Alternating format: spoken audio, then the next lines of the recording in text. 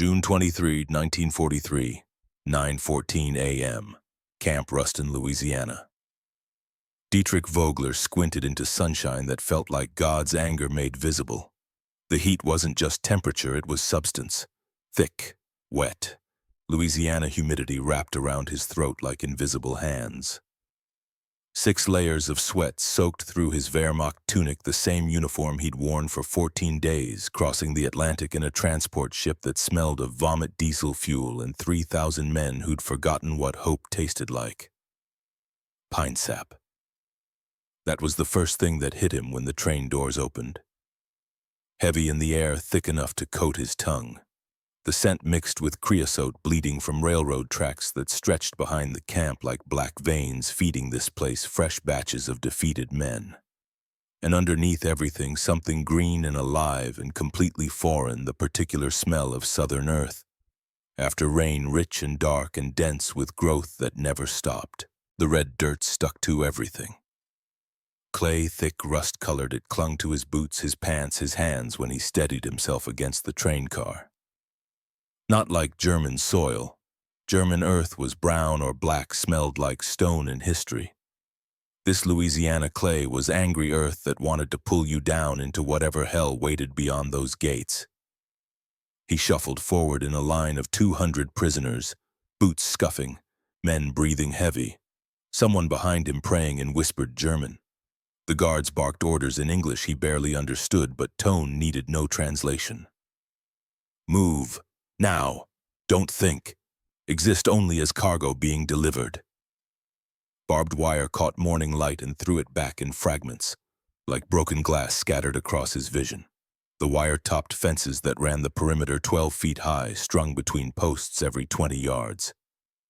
Guard towers rose at each corner, dark wooden silhouettes against pale sky. Their shadows cut across the exercise yard like sundial markings. Time here would be measured not in hours, but in surveillance arcs, in sightlines, in the cold mathematics of control. Das ist der Feind!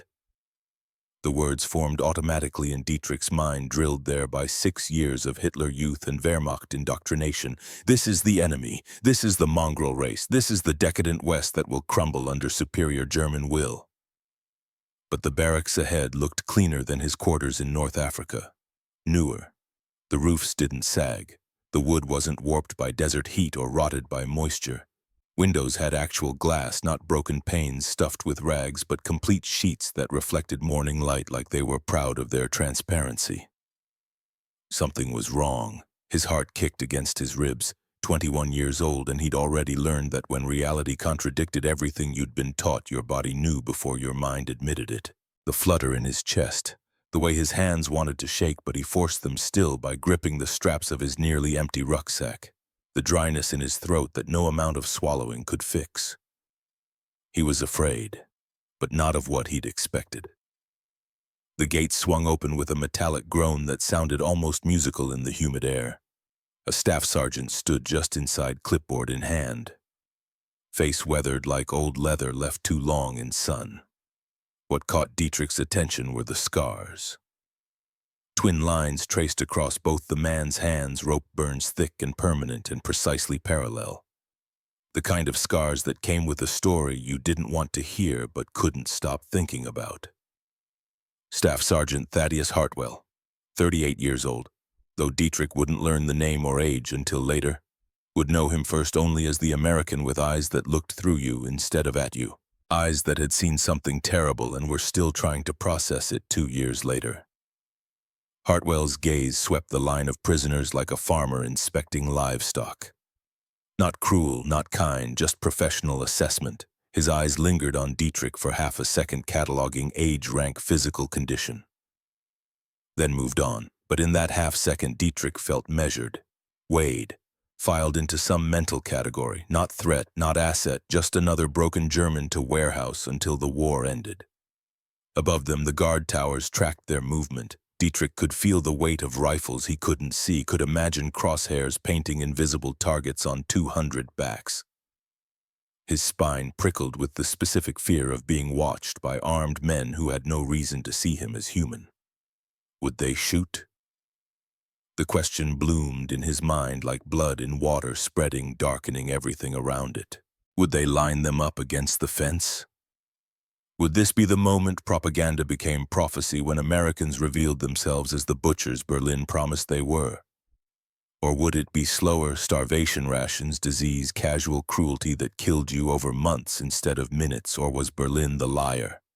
That second question came unbidden, unwanted, dangerous. Dietrich shoved it down into whatever dark place he'd learned to hide thoughts that contradicted official truth. But it didn't disappear. It waited there, patient. Like it knew eventually he'd have no choice but to look at it again. Through the gates, past Hartwell, into the compound proper. The exercise yard stretched before them, flat, dusty, marked with painted lines for formations. Beyond it, rows of wooden barracks extended in neat parallel lines. 12 buildings, maybe more.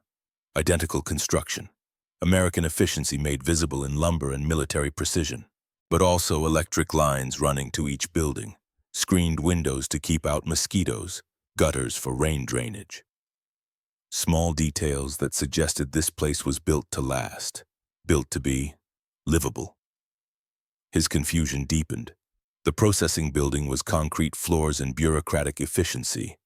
Name, rank, serial number, unit, hometown, capture location and date.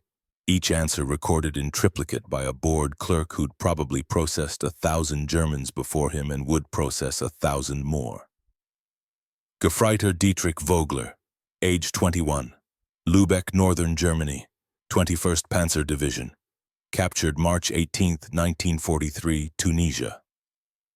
The clerk wrote without looking up. Didn't care that Lübeck meant merchant ships and Baltic sea salt air and cobblestone streets where Dietrich learned to ride a bicycle before the war consumed everything. Didn't care that 21 meant barely old enough to vote in a democracy that no longer existed.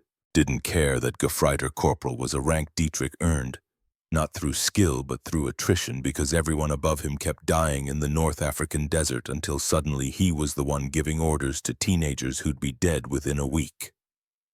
None of it mattered here. He was a number now, a line on a form, a problem to be warehoused until someone decided what to do with 3 million German prisoners scattered across Allied camps worldwide. Fingerprints came next, black ink that stained his fingers and wouldn't wash off completely for days. A permanent mark. Then the photograph standing against a height chart that confirmed he'd shrunk an inch since enlistment. Malnutrition did that, made you smaller in every measurable way. The medical examination followed. Strip, stand, turn, cough. An American doctor old enough to be grandfather, white hair and gentle hands, poked and prodded with instruments that were clean. Too clean. Dietrich had grown accustomed to medical care that consisted of a dirty bandage and good luck. This doctor had actual tools, a stethoscope that looked new, a tongue depressor from a sealed package, rubber gloves that he changed between prisoners. The stethoscope was cold against Dietrich's chest. The doctor listened, frowned. Pneumonia scarring. When Dietrich understood enough English. February, Africa, desert. Treatment. 9, no medicine, only rest. The doctor made a note, moved on. No judgment in his expression, no satisfaction at German suffering, no pity either. Just clinical observation. The same look you'd give a sick horse, noting the problem, deciding if treatment was worth the resources. Dietrich pulled his clothes back on. They hung looser than 3 months ago. He'd been 162 pounds in March when captured. Maybe 145 now. His ribs showed through skin like prison bars made of bone. His collarbone jutted out sharp enough to hang coat hangers on. The supply clerk handed him new items. A blanket, green, thick, actual wool, not scratchy burlap, not thin enough to see through, real wool that smelled like it had been properly cleaned. A pillow, cotton, not straw, a mess kit, steel dented but functional, a towel, white, clean. When had he last seen a white towel and gloves? Work gloves, brown leather worn but intact with fleece lining for winter that was still months away. "You'll need these for lumber detail," the clerk said in German. "Chainsaws tear up hands otherwise." Dietrich stared at the gloves. touched the soft fleece inside. Callum's voice would tell him later these were donated by a local church, but right now they were just impossible kindness from an enemy that was supposed to be cruel. Barrack D7, Bunk 23, lunch at 1200, don't be late.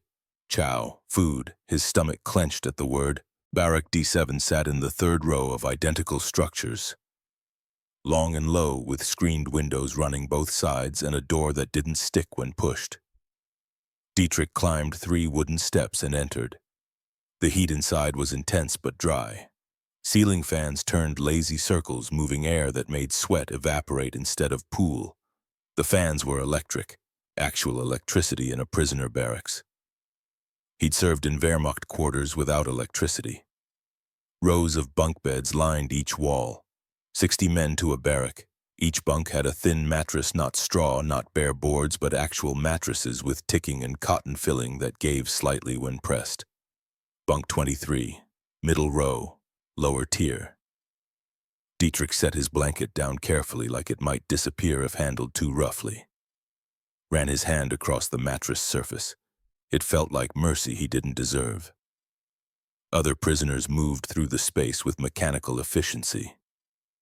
Unpack, stow, claim territory, mark invisible boundaries. Visible, the eternal rituals of caged men trying to create order in chaos. A face appeared over the edge of the bunk above. Mid-30s, hard features, calculating eyes, the kind of face you learn to recognize in the Wehrmacht SS material. True believer. Vogler, yes, I heard your name in processing. German, northern accent but not Lübeck. Hamburg maybe, or Bremen. Somewhere that made men like this. Ja. Ernst Kessler, Waffen-SS Unterscharführer, U Wehrmacht, 21st Panzer. Africa. Ja. Kessler's expression shifted subtly, something like approval. You saw real fighting then, not like these rear-echelon cowards who surrendered at first opportunity. Dietrich said nothing, didn't mention that he'd surrendered too, that after 72 hours of continuous British shelling, after watching his sergeant's head disappear in a pink mist of skull fragments and brain matter after the Matilda tanks rolled over their position like they were ants at a picnic, he'd thrown down his rifle and raised his hands because dying for nothing seemed infinitely stupider than living for something. We have organization here, Kessler continued. His voice dropped lower. Structure, discipline. The Americans think we're defeated. They're wrong.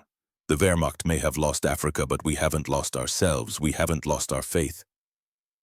The way he said faith made Dietrich's skin crawl. Not religious faith, ideological faith. The kind that got 6 million people killed.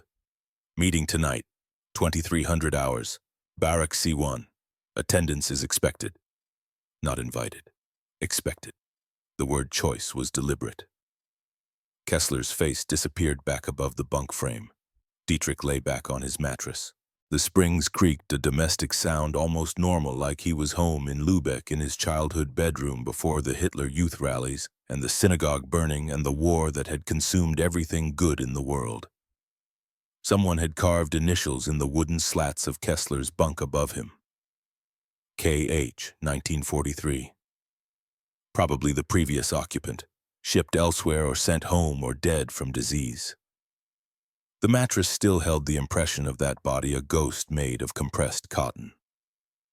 Who was K.H.? Did he attend Kessler's meetings? Did he survive them? Did he make it home? Through the screened windows, Dietrich could see guards patrolling the perimeter. 2 men, rifles slung casually over shoulders, talking to each other in English. One said something, the other laughed. Dietrich hadn't heard laughter in 8 months. The sound made him furious. How dare they laugh while Germany bled? While Lübeck burned under Allied bombs, while his father worked himself to death in a merchant marine that barely had ships anymore, while his 16-year-old sister Greta volunteered for flak units because there weren't enough men left, but underneath the fury something else stirred. Something that felt uncomfortably like envy. What did it take to laugh like that? To walk through a camp where your enemies lived behind wire and still find something amusing. What kind of man could separate war from basic humanity that cleanly? The questions lodged in his brain like shrapnel. 7 questions that would define the next 2 years. Question 1. Would they kill him eventually?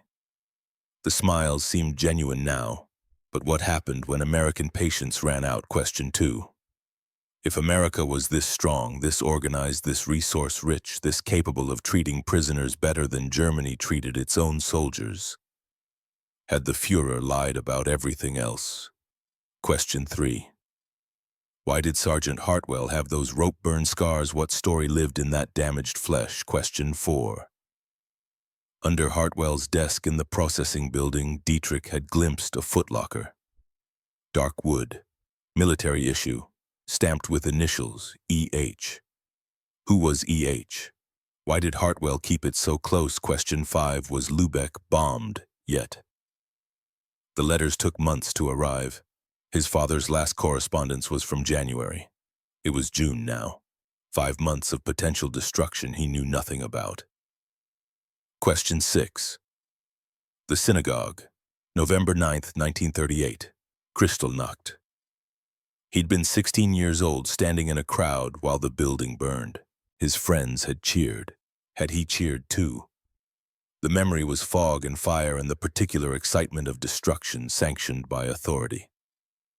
What had he been in that moment, and what did it make him now? Question 7.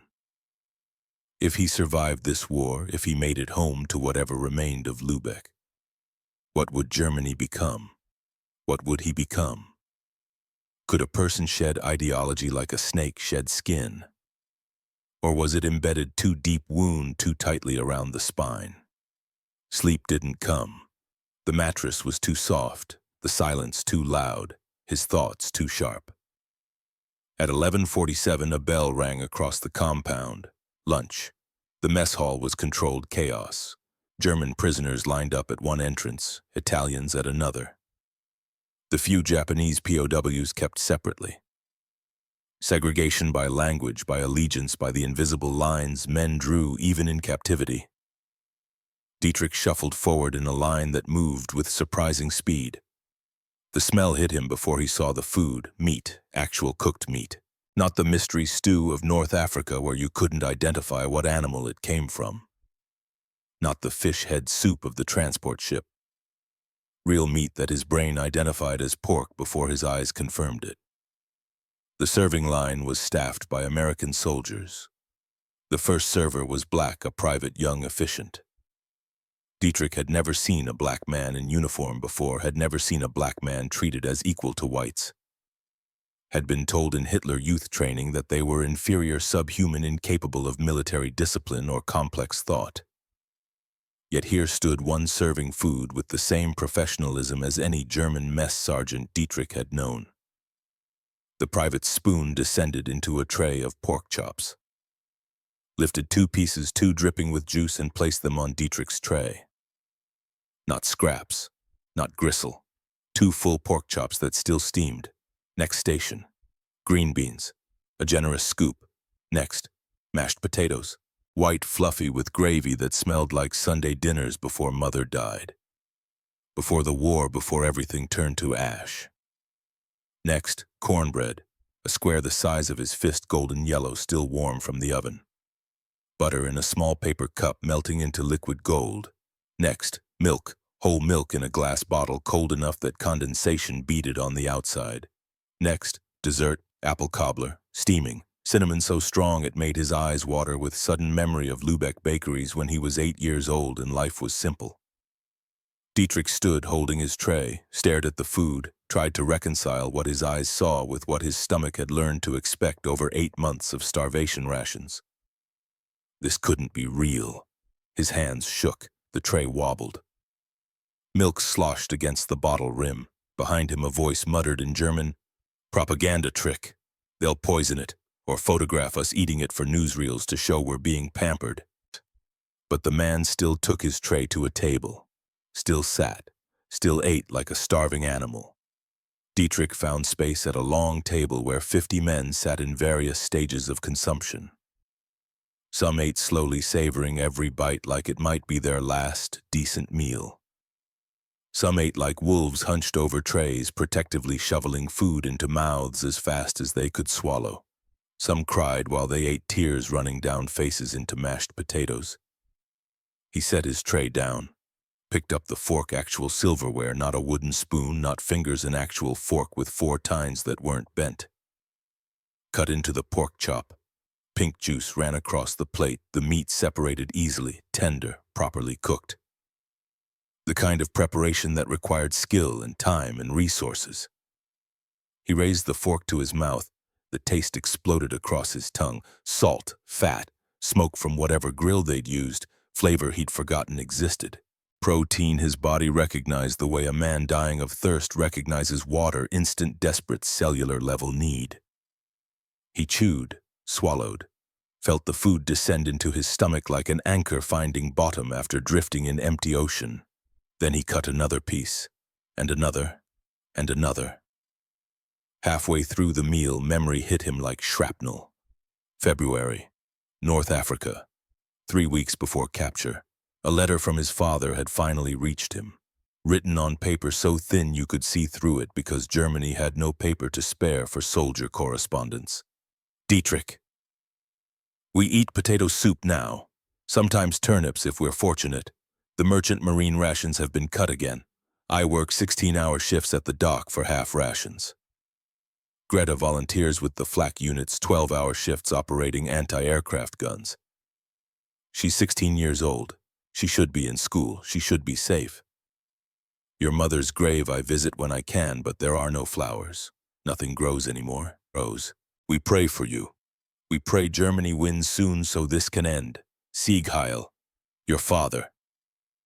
Dietrich looked down at his tray. 2 pork chops, he'd already finished one. Green beans half-eaten. Mashed potatoes with gravy pooling in the crater he'd made with his fork. Cornbread with butter melting into golden liquid. Cold milk. Apple cobbler waiting, while his father ate potato soup. While Greta operated anti-aircraft guns with hands too young for such work. While Germany starved. The pork chop turned to ash in his mouth.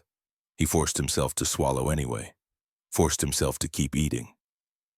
Because refusing this food wouldn't feed his father, wouldn't protect Greta, wouldn't bring mother back from the grave, wouldn't change anything except make him weaker. But the guilt tasted worse than hunger ever had. Around him men ate. Some talked in low voices about the war, about rumors about what would happen next. Some sat in silence, processing the same cognitive dissonance Dietrich felt. At the far end of the hall, American guards stood watch. But they weren't aiming rifles. They were just standing there, bored, like this was routine. One guard caught Dietrich's eye. The man nodded slightly, acknowledgement, not threat. Dietrich looked away quickly. Couldn't process kindness right now. Couldn't fit it into the architecture of everything he'd been taught about American cruelty and weakness and racial inferiority. He finished every bite. Every single one. Because wasting food was a sin worse than pride, and he'd committed enough sins already. 1,400 hours, work assignment. 40 prisoners loaded onto a truck that smelled like cut lumber and diesel. 15-minute drive through pine forest that seemed to stretch forever. Trees taller than anything in Europe. Straight as telephone poles. Dense enough that sunlight barely reached the forest floor. This was the resource base Dietrich realized. This endless forest explained how America could fight on 2 fronts simultaneously and still feed prisoners pork chops. The sheer abundance was staggering. The lumber mill was noise incarnate. Saws screaming, logs crashing, men shouting over the mechanical roar. Americans ran the operation, prisoners provided labor. The division was clear. Hartwell was there supervising. He demonstrated tasks in simple English, repeated until understood, corrected mistakes without cruelty. Dietrich's assignment hall cut lumber from the saw station to the stacking area. 8 hours of lifting, carrying, stacking. His muscles, atrophied from malnutrition, screamed protest within the first hour. Blisters formed on his hands despite the work gloves. By hour 3, the blisters had burst. By hour 5, his hands were bleeding through the gloves. But he didn't stop. Couldn't stop. The work was purpose. The pain was penance. At 15:20, the chainsaw he was helping position jammed. Blade seized in pine heartwood that was harder than it looked. The operator cursed in English, stepped back, unsure what to do. Hartwell appeared from somewhere, didn't speak at first, just took the saw with those scarred hands, made 3 precise adjustments. Dietrich couldn't follow, cleared the jam with a twist and pull, handed it back to the operator. Then Hartwell looked at Dietrich. "You watch." "Yeah, yes. My brother Ethan taught me this." Hartwell's voice was gravel in geography. Southern but educated, hard but not harsh. "Worked lumber before the war, best chainsaw man in 3 counties. Dietrich's English wasn't good enough for complex conversation. He managed, "Brother, where?" "Now." Hartwell's expression changed, closed like a door slamming. "Arizona, under a white cross." He walked away before Dietrich could respond. But Dietrich had seen it, the flash of pain that crossed Hartwell's weathered face, the way his jaw tightened, the way those scarred hands flexed once, involuntary, like trying to hold on to something that wasn't there anymore. Arizona. Under a white cross, December 7, 1941, Pearl Harbor. The math assembled itself in Dietrich's brain like evidence at a crime scene. Hartwell had lost his brother, lost him to Japanese bombs, lost him to this war that consumed everything it touched. And now Hartwell stood in a Louisiana lumber mill teaching German prisoners, allies of Japan, how to unjam chainsaws. Why? Why not hatred? Why not revenge? Why not the cruelty that would be justified, even expected? The question followed Dietrich through the rest of the work shift. Followed him back on the truck ride, squeezed between prisoners who smelled like sweat and pine sap.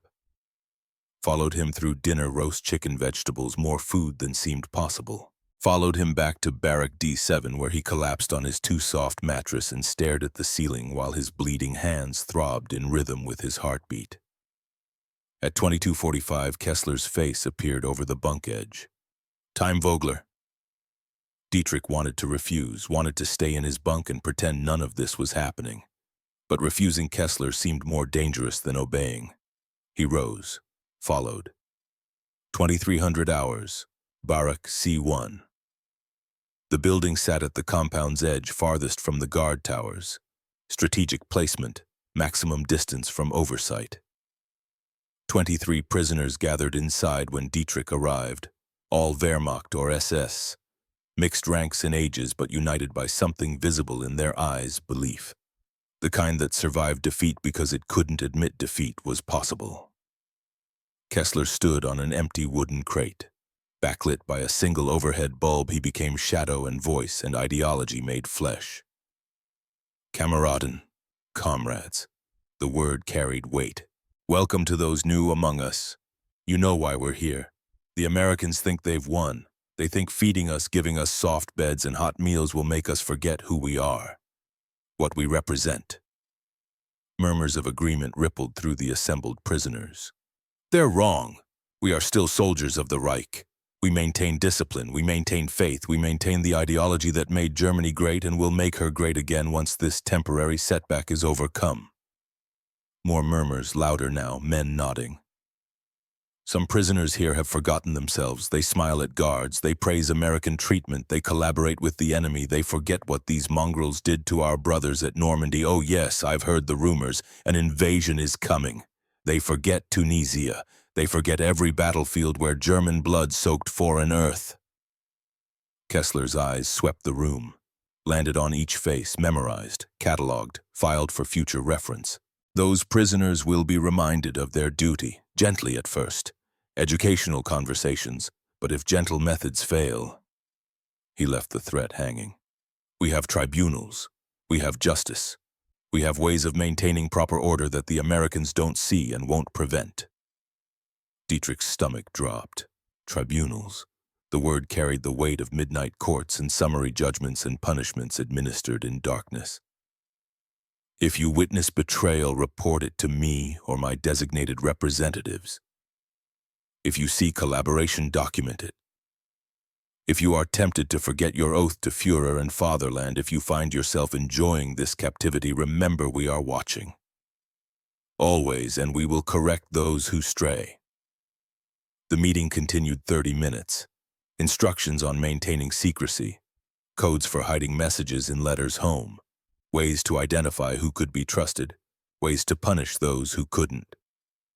When it ended, men dispersed in small groups, casual, like they'd been playing cards or discussing news from home.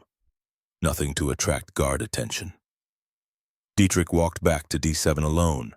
His mind replayed every moment, every word, every face that had nodded agreement to Kessler's implied threats.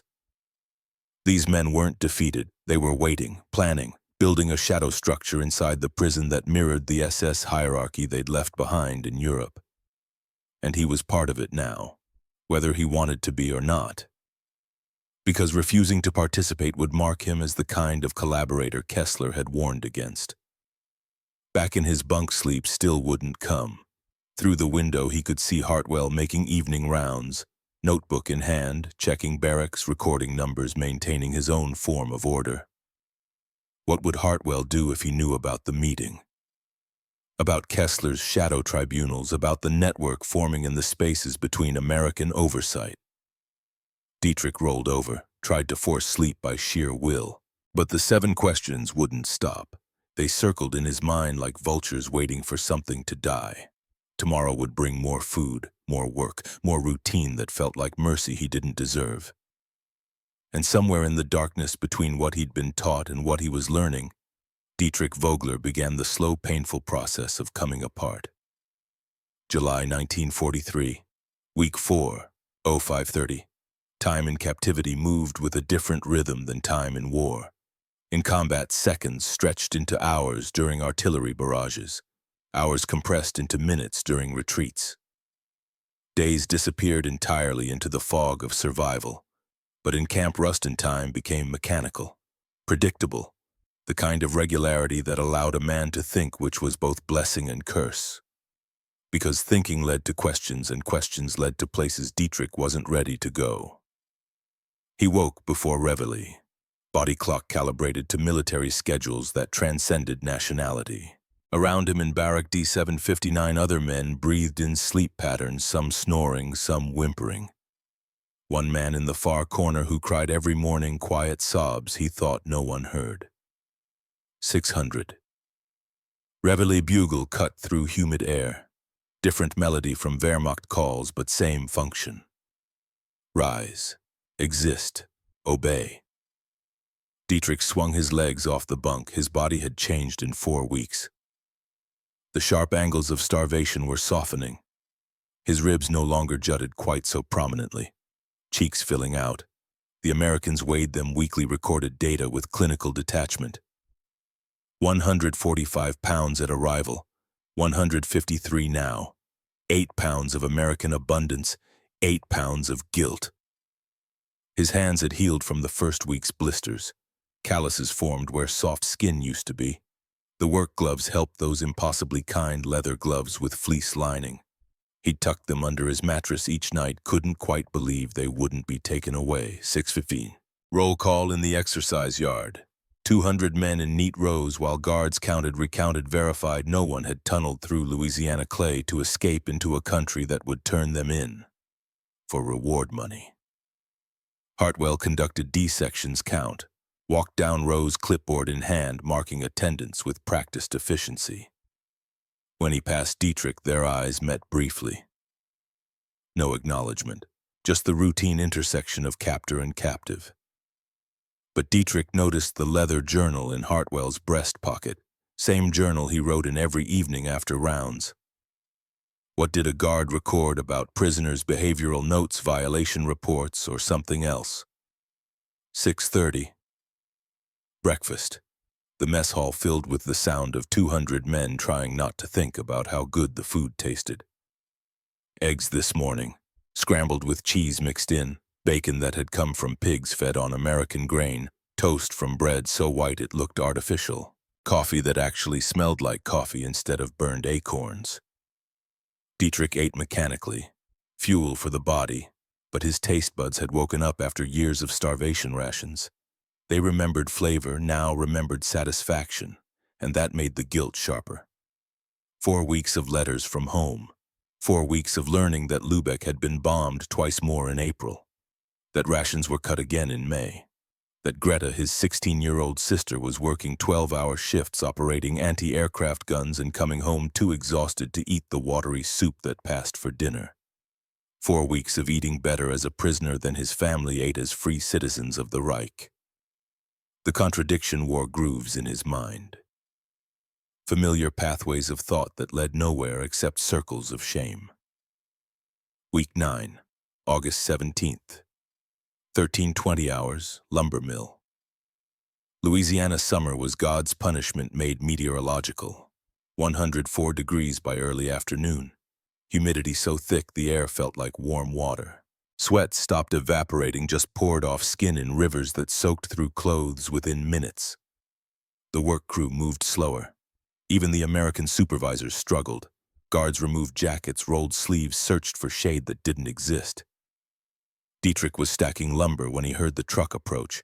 Civilian vehicle Ford pickup, pre-war model, red paint faded to dusty pink. An old man climbed out, maybe 70, weathered face under a straw hat that had seen decades of southern sun. The man pulled 5-gallon jugs from the truck bed. They sweated condensation in the heat. He set up a station near the water pump, started filling paper cups. One of the American guards approached. Brief conversation Dietrich couldn't hear. The guard shrugged, waved the prisoners over. 10-minute break, drink, then back to work.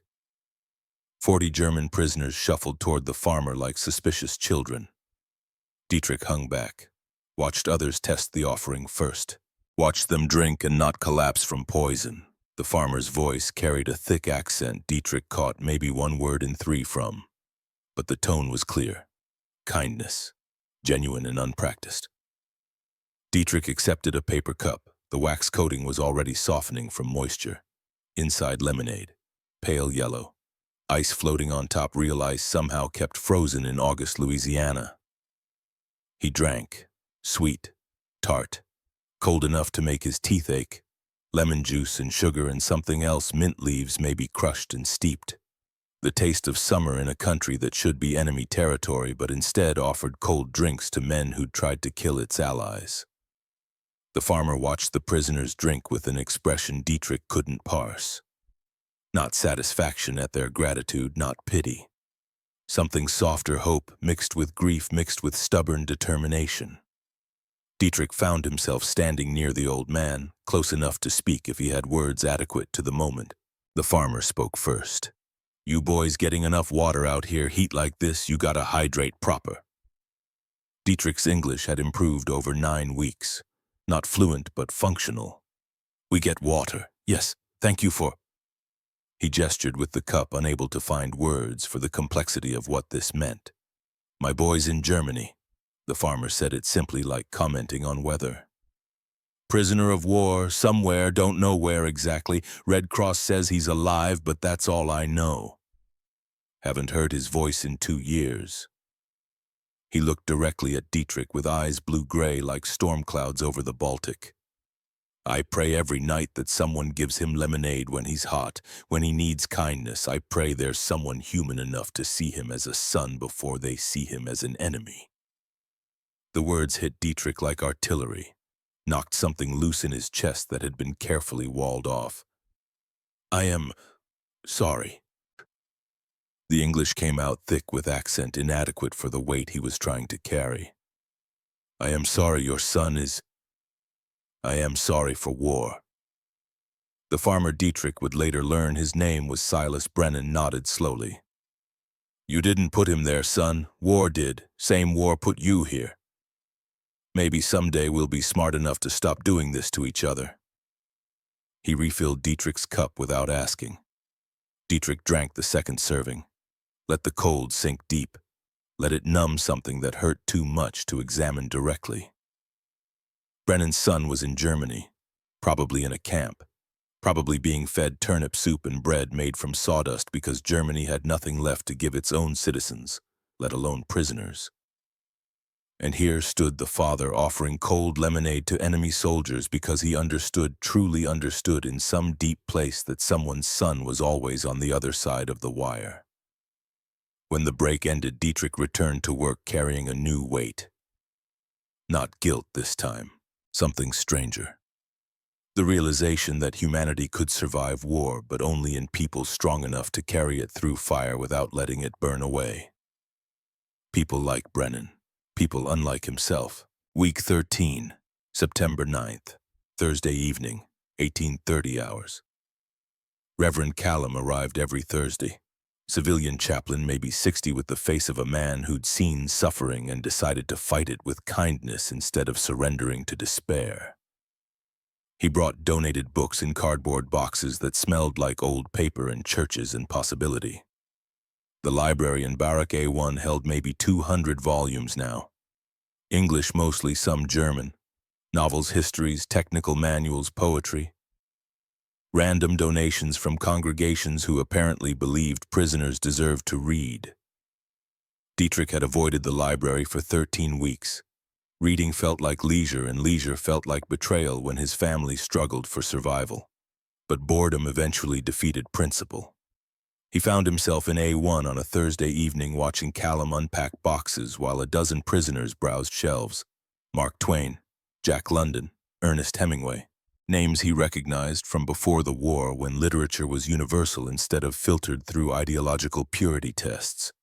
In the German section, a Bible. He pulled it from the shelf. Leather cover, gilt edges, published in Stuttgart, maybe printed within miles of his childhood home. The pages fell open to Psalms. His grandmother's voice echoed in memory, reading verses at bedtime before Hitler made Christianity subordinate to the state, before faith became suspect unless directed toward the Führer. Callum appeared at his elbow. "You read German, I take it, is my language. Then you're fortunate. We've got more German books than Italian or Japanese. Easier to source, I suppose."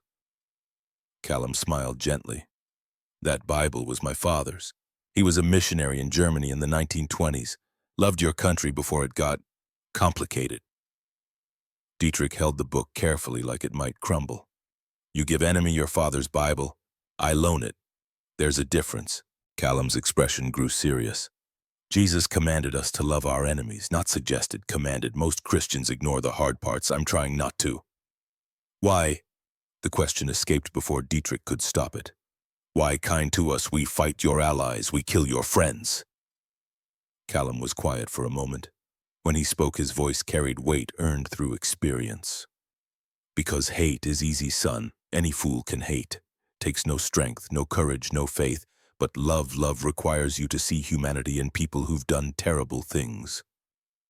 Requires you to believe redemption is possible even when evidence suggests otherwise." He paused. "You're someone's son, someone's brother, someone who existed before this war started and might exist after it ends. I'm betting on the person you could become, not the soldier circumstances forced you to be." Dietrich's hands tightened on the Bible. "You think we can become different than we are? I think we're always becoming something. Question is whether we're becoming better or worse." Callum gestured to the books surrounding them. "These are tools, words that other people use to become better versions of themselves. Maybe they'll work for you too." That night, by dim barrack lighting, Dietrich read Psalms until his eyes burned. Found verses about mercy, about justice, about walking through the valley of the shadow of death and fearing no evil. But the evil was inside him. The shadow lived in his own memories. November 9th, 1938. Kristallnacht. The synagogue burning in Lübeck while 16-year-old Dietrich watched. His friends had cheered. The adults had cheered. The police had watched and done nothing. Had he cheered? He couldn't remember clearly. The memory was fog and fire and the particular excitement that comes from destruction sanctioned by authority. The intoxication of collective hatred made permissible. He'd been 16, old enough to know better, young enough to excuse it as indoctrination. But Callum's words haunted him. We're always becoming something. What had he been becoming at 16? What had he become at 21? What could he still become if given the chance and the courage to change? The questions kept him awake long after lights out. Week 16, November 18th, 1943, 22:30 hours, Barrack C1. Friedrich Müller was 42, too old for frontline combat, had been conscripted into logistics, had surrendered at the first opportunity. Quiet man, kept his head down, caused no trouble. His mistake was gratitude. The camp doctor had saved his foot. Infection from a work blister turned septic, the kind that killed men in trenches when left untreated.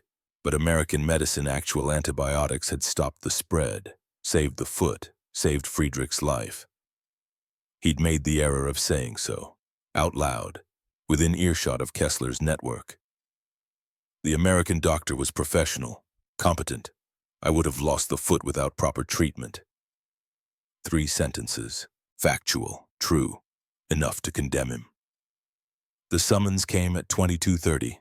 Barrack C1. Urgent. Friedrich didn't know what awaited. Kessler appeared at Dietrich's bunk personally. Vogler, you will attend. We need witnesses to this man's betrayal. Not a request. A command dressed in language that pretended at choice. 23 prisoners filled C1 when Dietrich arrived. The core group from previous meetings plus others recruited or intimidated into participation. They formed a circle in the center of the barrack. Empty space in the middle stage for whatever theater Kessler had planned. Friedrich was brought in by 2 SS men.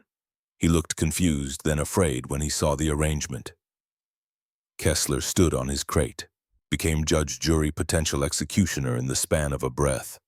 Friedrich Müller stands accused of collaboration with the enemy, of praising American treatment, of forgetting his duty to Germany and the Reich. Friedrich's voice shook. I only said the doctor was professional. That's truth, not collaboration. Truth? Kessler's voice could have cut glass. Truth is that Germany fights for survival while you grow fat on American food and praise their doctors. Truth is that you've forgotten what you are. Forgotten your oath. Forgotten your duty to resist the enemy even in captivity. I haven't forgotten anything. I'm grateful to be alive. Silence! Kessler turned to the assembled prisoners. We maintain discipline. We maintain faith. Those who betray these principles betray us all. His eyes found Dietrich. Vogler, you have witnessed this man's statements. What say you, is he guilty of collaboration? Every eye in the room turned to Dietrich. Friedrich's gaze pleaded silently, help me, defend me, see this for the insanity it is. Kessler's eyes calculated, choose correctly or become the next target. 20 other prisoners watched to see which way he'd fall, whether he'd show loyalty to the shadow structure or sympathy for the accused. Dietrich's mouth went dry as desert sand. His tongue felt too large for his mouth. Heartbeat thundered in his ears. He'd heard Friedrich's words. They were benign, factual, a man grateful to be alive, expressing simple human gratitude. But Kessler wanted blood, wanted an example, wanted fear to keep the others in line, wanted to prove his authority extended beyond American oversight. If Dietrich defended Friedrich, he'd become the next target, the next man standing in this circle facing judgment from men who had no legal authority but absolute practical power. If he condemned Friedrich, he'd be complicit in whatever came next. The word stuck in his throat like broken glass. I don't know what I heard exactly. Coward's answer, fence-sitter's refuge, the response of a man choosing personal safety over another man's welfare. Kessler's expression hardened. You don't know or you won't say.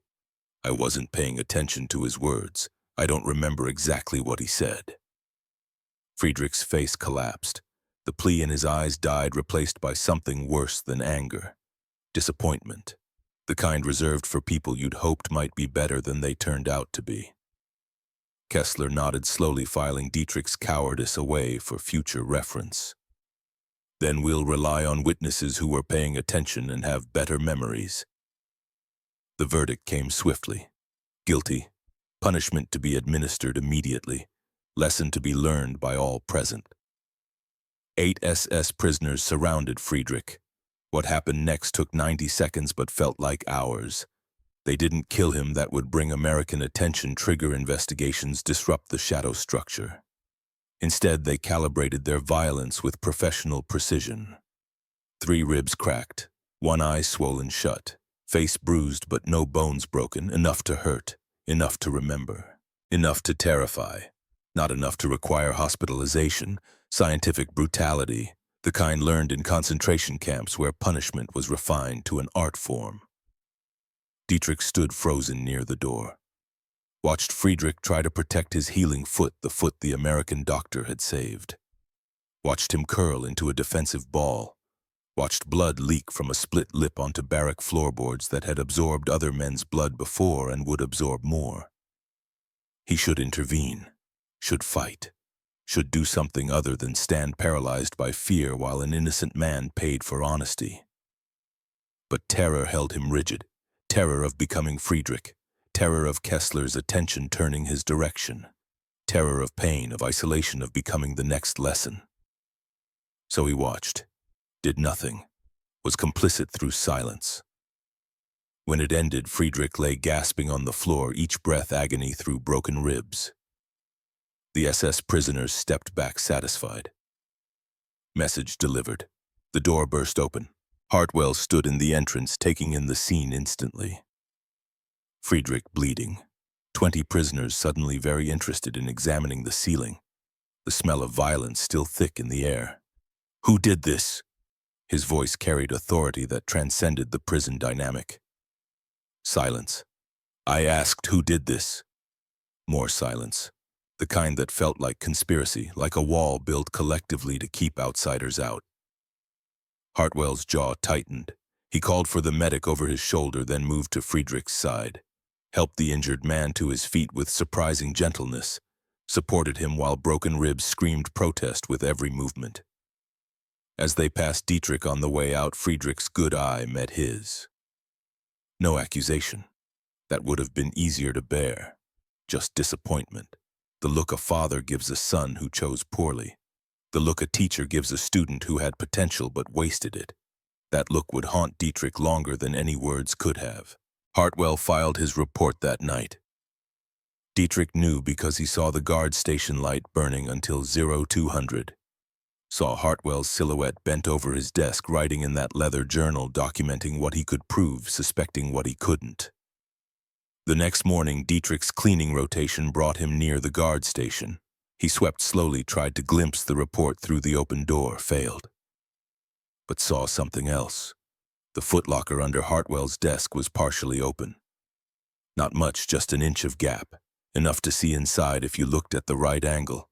A folded American flag, the kind given to families of the dead, 13 stripes, 48 stars creased in the precise triangle that military funerals required. The flag that had draped a coffin, that had covered a brother's body. Ethan's flag, kept in a footlocker, kept close, kept like a wound that wouldn't heal because healing felt like forgetting and forgetting felt like betrayal. Dietrich swept faster, looked away, felt like he'd seen something too intimate, too raw, too personal. You done with this section? Hartwell's voice made him jump. Almost, sir. When you're finished, step inside, need to talk to you. Not request, not quite command, something in between.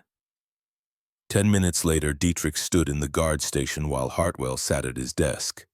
The journal was closed, the footlocker shut, but the weight of both filled the small space like extra occupants. You were there last night, in C1. Yes, sir. You saw what happened to Friedrich? Dietrich's throat worked. Yes, sir. Who did it? The question hung in humid air. Dietrich could lie, claim the lighting was bad, it happened too fast, he couldn't identify faces. Could maintain the silence that kept Kessler's system functioning. Or he could speak truth and accept the consequences. Cowardice won again. I don't know names, sir. It happened fast. The light was dim. Hartwell studied him with eyes that had seen through better liars. You afraid of them?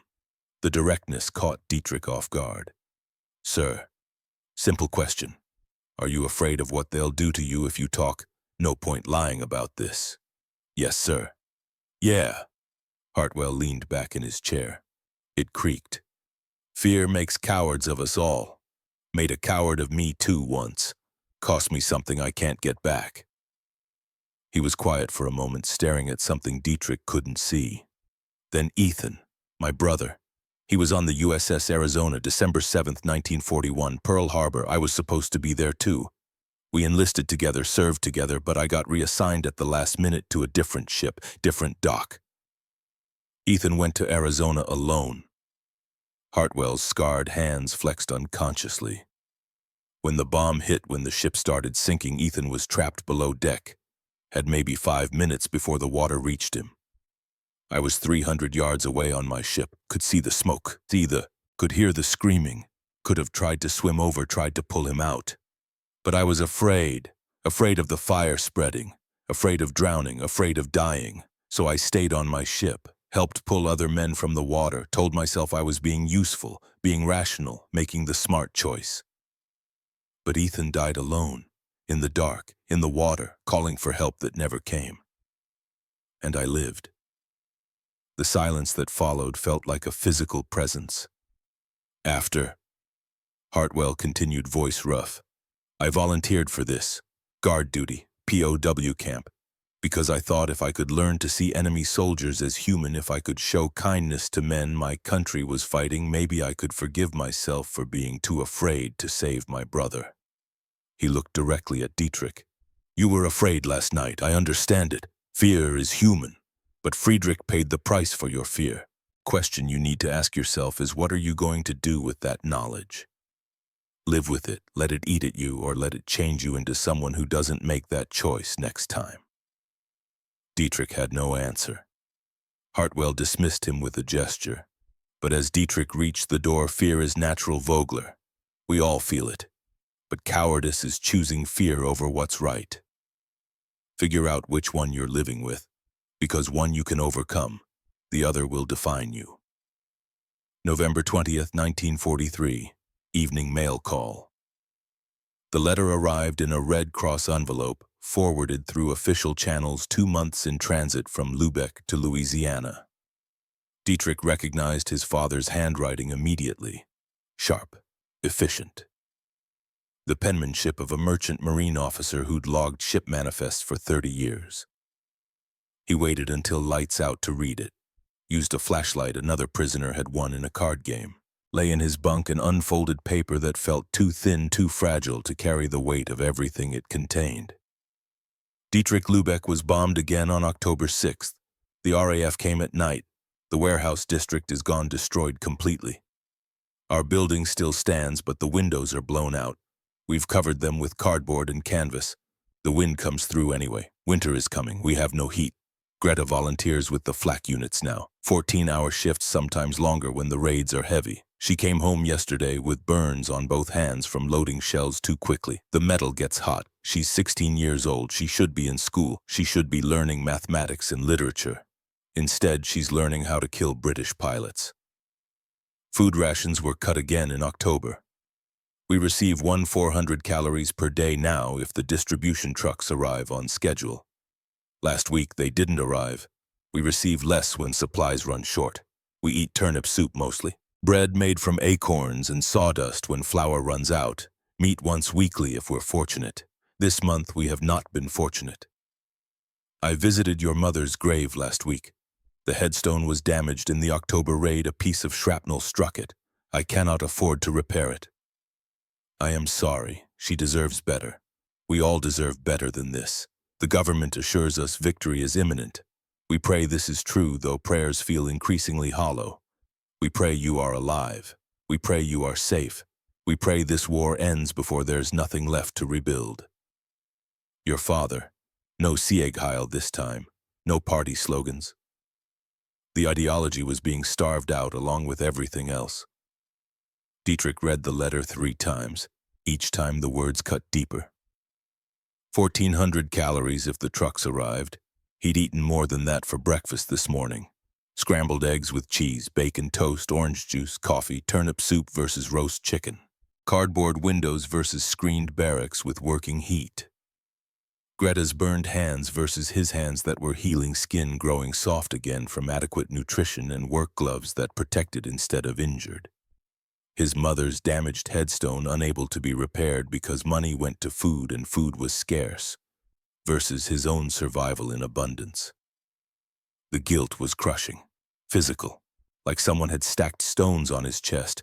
He was a prisoner living better than free Germans, fed better, housed better, cared for better, protected better, while his family starved, while his city burned, while his sister's hands burned loading shells to kill the same British pilots who'd bombed his mother's grave.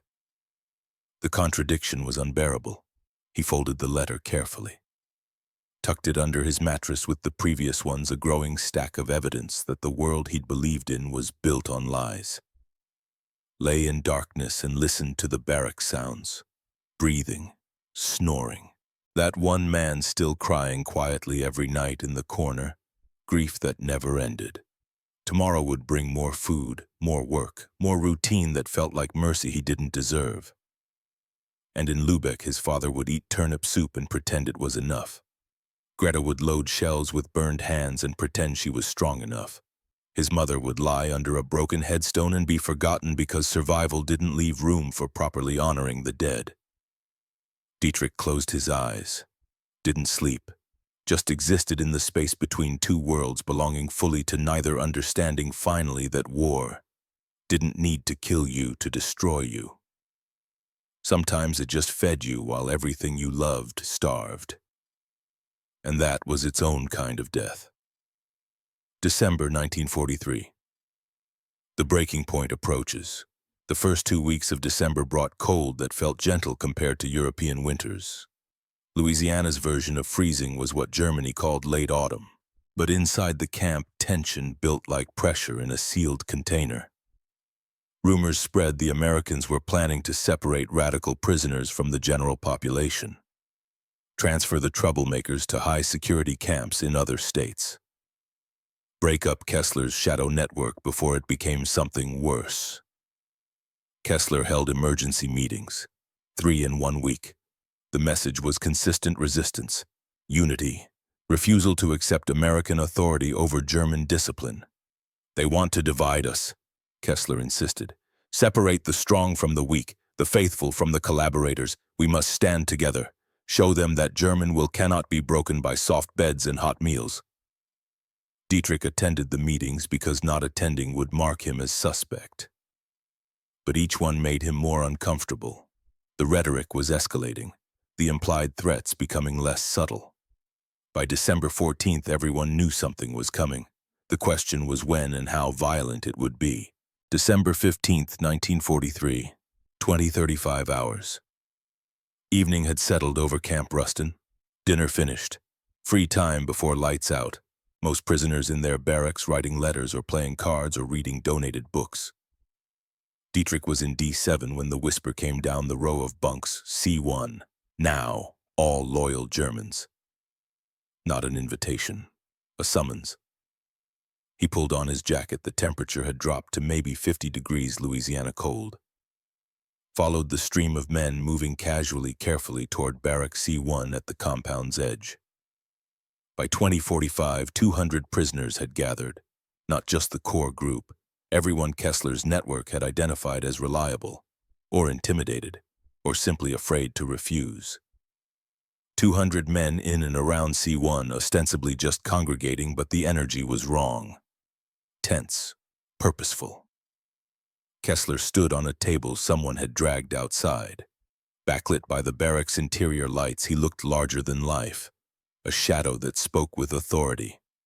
"Brothers," he began, voice low but carrying. "Tonight the Americans come to take away our leadership, to break our unity, to divide us like cattle being sorted for slaughter." Murmurs of anger rippled through the crowd.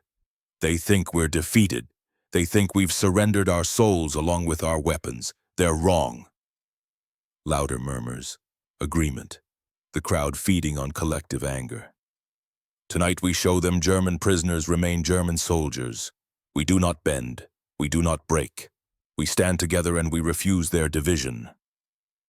Someone shouted agreement, then another, then a wave of voices.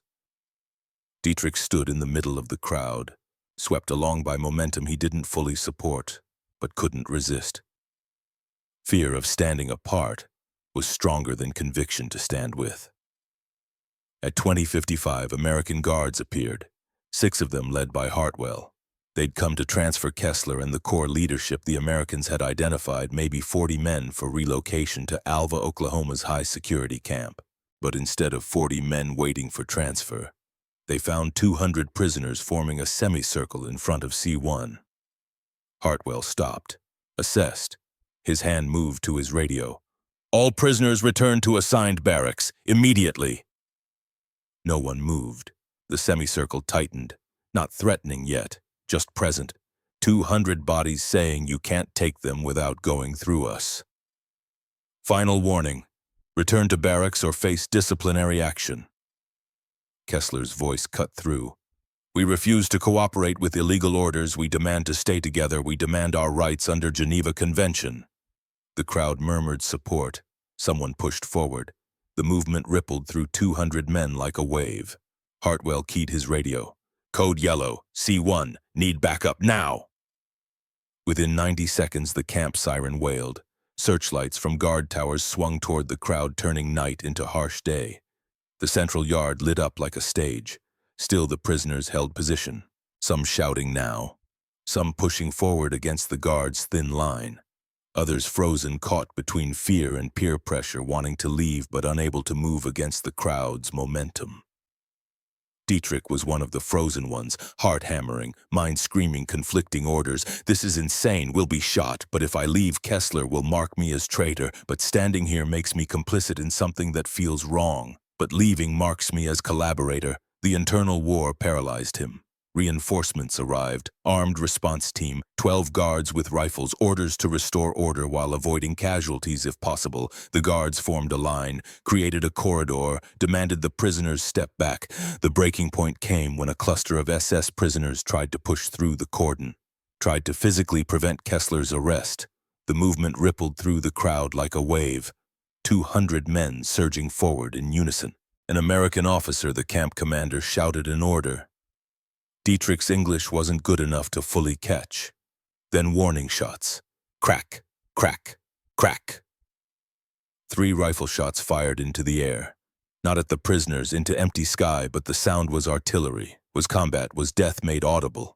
The crowd froze instantly. For several long seconds, the only sound was the echo fading into Louisiana darkness and 200 men breathing hard. Dietrich's ears rang. His heart tried to escape his chest. Time felt suspended, like the moment between lightning and thunder, when you're waiting to see how close death came. And in that suspended moment, something broke inside him. He looked around, saw 200 prisoners ready to riot over ideology that had already lost. Saw Kessler standing on a table, willing to spend other men's blood to maintain power he had no right to. Saw Hartwell's face, not angry, not hateful, just sad and disappointed, like a teacher watching students choose poorly. Saw Friedrich's disappointed eyes from 2 weeks ago. Saw his father's letter describing Greta's burned hands. Saw Ethan's wooden cross that Hartwell would give him 9 days from now.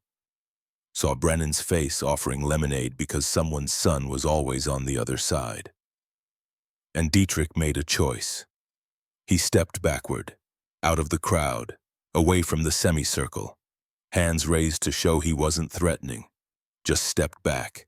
It was the hardest thing he'd ever done, harder than combat, harder than surrender, harder than any physical act, because stepping backward meant choosing humanity over ideology, meant choosing conscience over safety, meant marking himself as different in front of 200 witnesses. Kessler saw him. Their eyes met across the crowd. "Traitor!" The word cut like a blade, but Dietrich kept stepping back. 1 step, 2, 3, and the crowd's momentum broke. Like a dam cracking, other men began stepping back.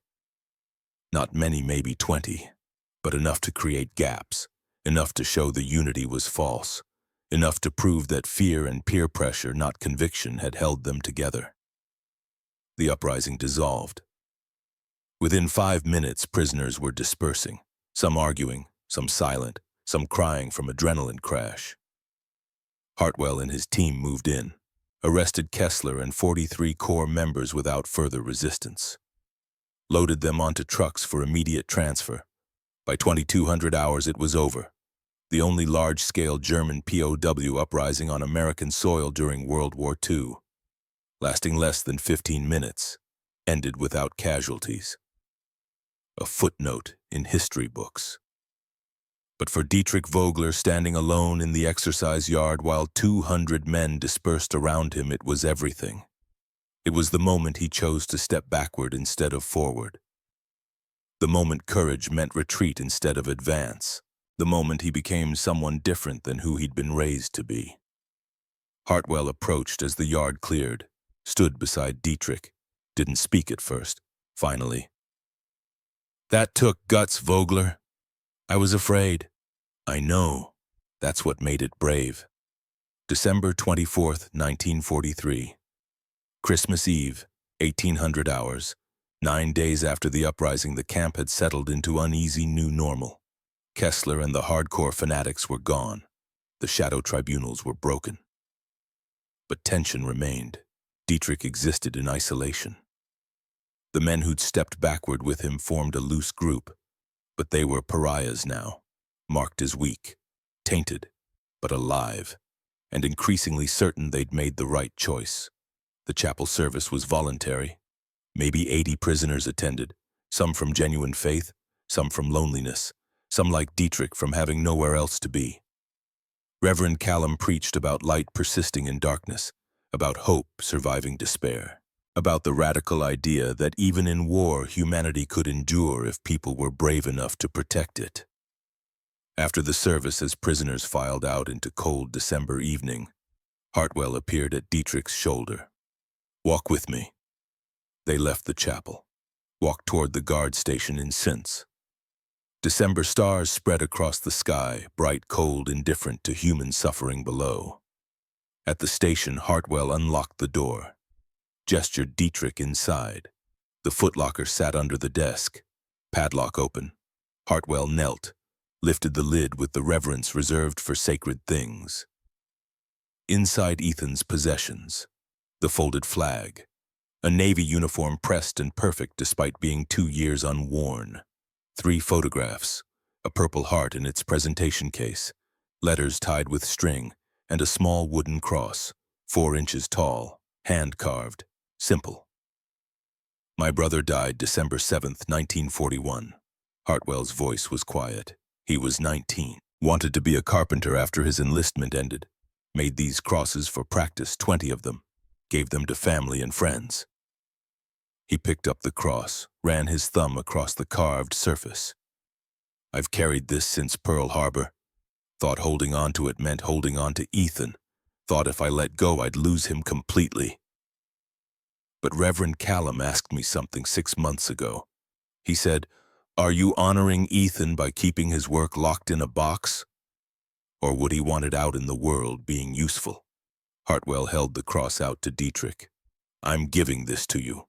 Not because you've earned it, not because you're perfect, but because 9 days ago on December 15th you chose to step backward when stepping forward would have been easier.'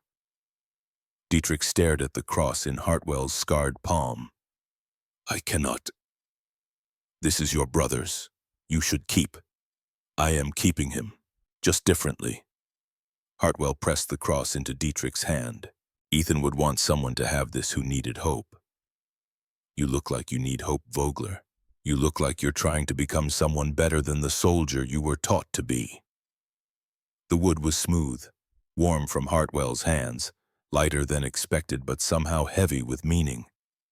'Go write your father,' Hartwell continued. 'Tell him you're alive. Tell him you're being treated fairly. Tell him war doesn't have to kill your soul if you don't let it.' Dietrich's throat tightened. The letter describing Greta's burned hands was still under his mattress. The descriptions of 400 calories and turnip soup and broken headstones. 'My family suffers while I have enough food, warm bed, medicine when sick. They have nothing. How I write this without feeling guilty for surviving.' Hartwell finished. 'You can't. Survivor guilt is real. I live with it every day. Survived when Ethan didn't. But guilt won't feed your family, won't warm them, won't end the war faster. What you can do is survive. Stay human. Stay decent. So when you go home, and you will go home eventually, you can rebuild instead of seeking revenge, can plant gardens instead of burning synagogues. The reference to Kristallnacht hit Dietrich like a fist. Hartwell knew, somehow knew or guessed about Dietrich's past, about the 16-year-old who'd watched holy places burn. I read faces, Vogler. I see guilt. The question isn't what you did before, it's what you'll do after. Hartwell opened the door. Cold air rushed in. Merry Christmas, such as it is. Dietrich walked back to D7, clutching Ethan's cross, felt it dig into his palm, welcomed the small pain because it was real and specific and cut through fog.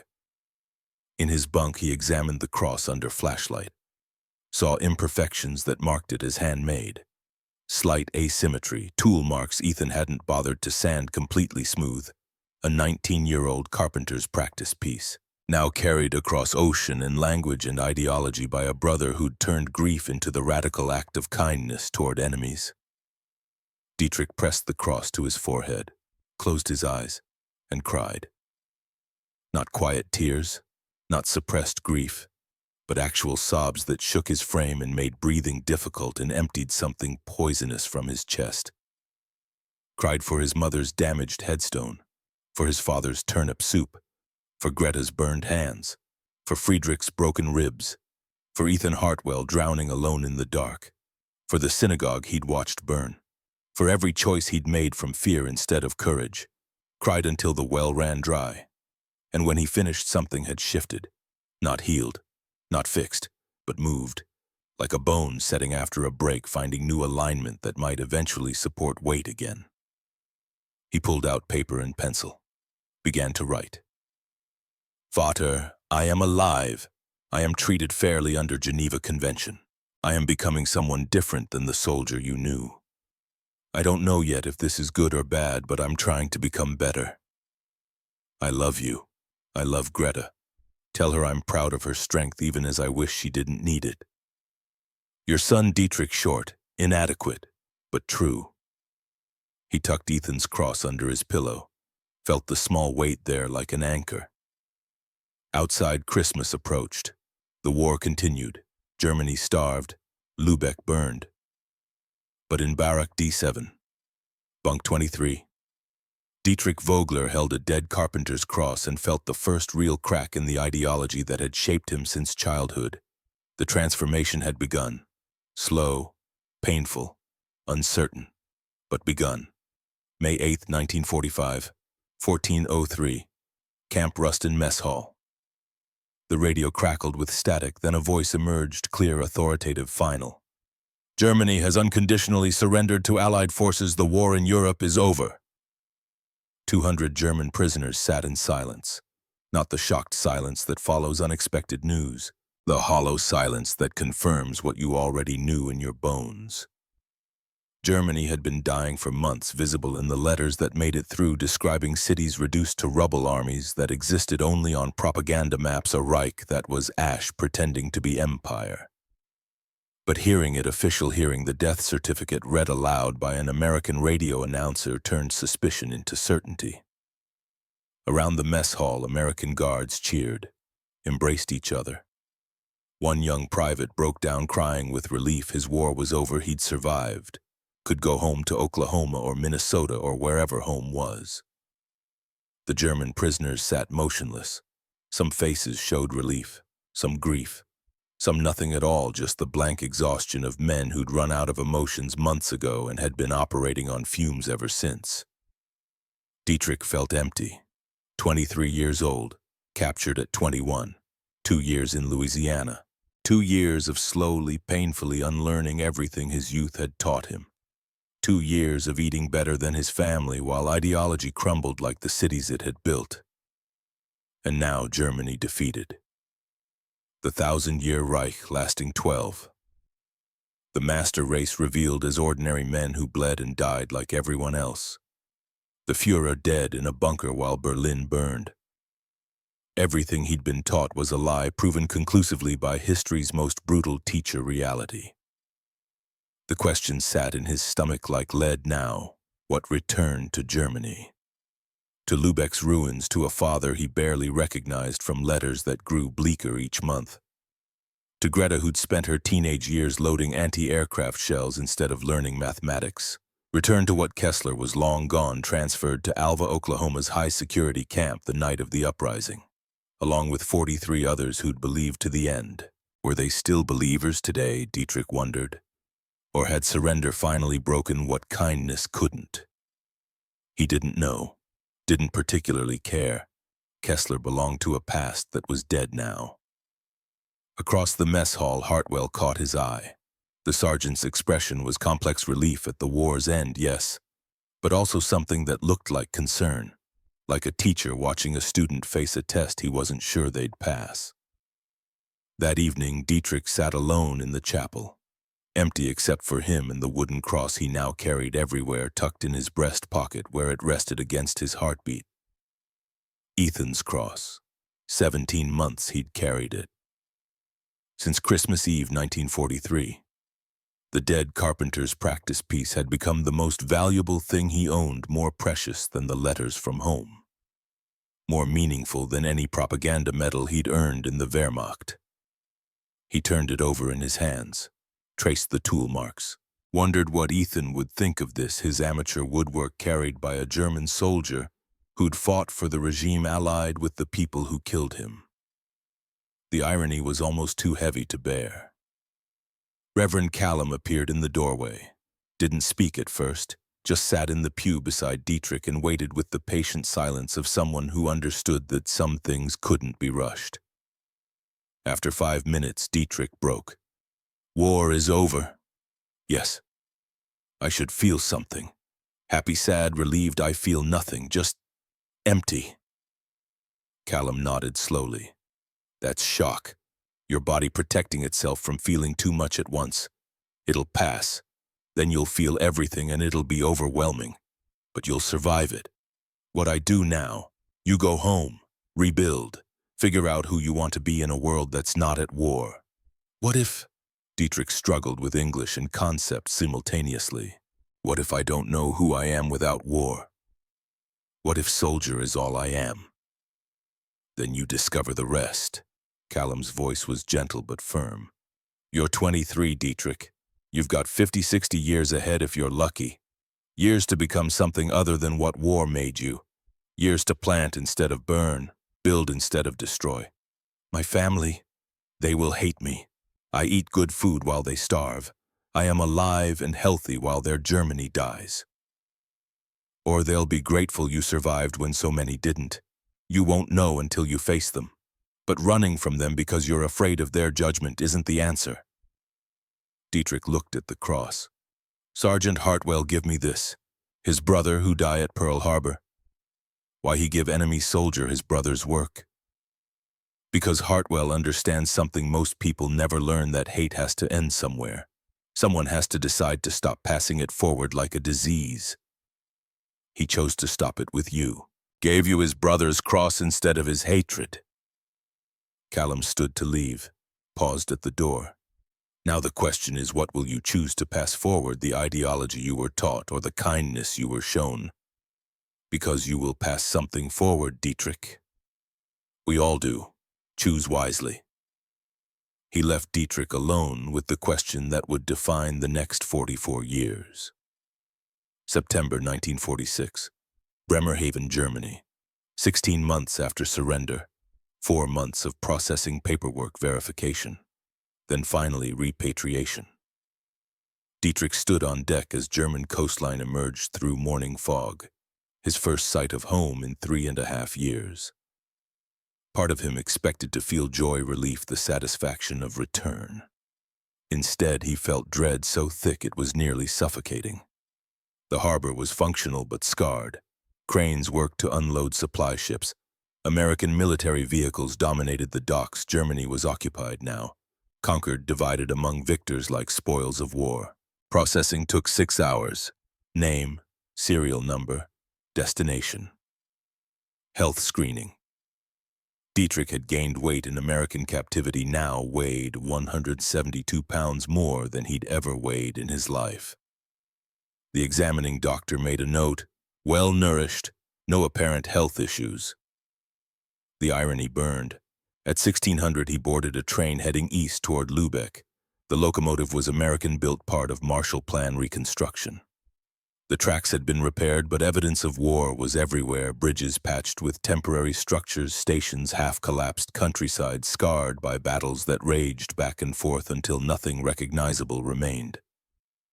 Germany looked like a corpse picked clean by scavengers. Other passengers were silent. Veterans returning, refugees displaced by new borders, black marketeers carrying mysterious bundles. All wearing the same expression of people who'd survived something they didn't want to discuss. The train pulled into Lübeck station at Euro 800 the next morning. Dietrich stepped onto the platform and stopped breathing. 60% of the city was gone. Not damaged, gone. Reduced to rubble, partially cleared but mostly left in piles along streets that only sometimes still existed. Buildings stood like broken teeth walls without roofs, windows without walls. Shells that had once been homes and schools and churches, now monuments to systematic destruction. The medieval old town. Lübeck's pride was particularly devastated. The brick Gothic architecture that had survived 600 years incinerated in RAF bombing raids that history books would later describe as strategically necessary.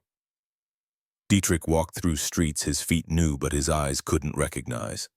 The bakery where Mother had bought bread collapsed. The square where he'd learned to ride a bicycle crater. The church where he'd been confirmed, just the tower remained pointing accusingly at empty sky. His building still stood. Miracle or random chance, he didn't know. Walls intact, windows covered in cardboard and canvas exactly as his father's letters had described. The entrance door hung crooked on damaged hinges. Third floor, left apartment. The nameplate still read Vogler in faded letters. He knocked. Silence. Then shuffling. The scrape of a security bar being lifted. Locks turning, 3 of them. The door opened 6 inches, held by a chain. His father's face appeared in the gap. Dietrich almost didn't recognize him. The man who'd stood tall and proud in memory had become stooped and ancient. Hair completely gray where it had been dark. Face deeply lined, skin hanging loose like it had been made for someone larger. Eyes that had once been sharp and critical now just looked tired, endlessly, permanently tired. Dietrich. The voice was whisper thin. Vater. The chain rattled. Door swung wide. And then his father's arms were around him, surprisingly strong, for someone who looked like he might blow away in a strong wind. You're alive. Du lebst. Gott sei Dank you're alive. Over his father's shoulder, Dietrich saw the apartment. 1 room, just one when there had been 3. Interior walls had been knocked down to conserve heat. Furniture minimal, a table, 2 chairs, mattresses on the floor. Everything else sold or burned for warmth during winters that came close to killing them. Greta appeared from behind a hanging blanket that sectioned off a corner for minimal privacy. 19 now, not 18 as Dietrich had mistakenly thought in letters. Should be at university. Should be young and vibrant, instead looked 30. Thin beyond healthy. Hair pulled back severely. Burn scars visible on both hands. Shiny pink tissue where shell loading had permanently damaged skin. Dietrich. She didn't run to him, just stood there studying him like she needed to verify he was real before allowing herself to feel anything. He released his father, crossed to her. She let him embrace her but didn't return it with any strength, just stood rigid in his arms, processing. You got big, she said finally. You were thin when you left. Now you're...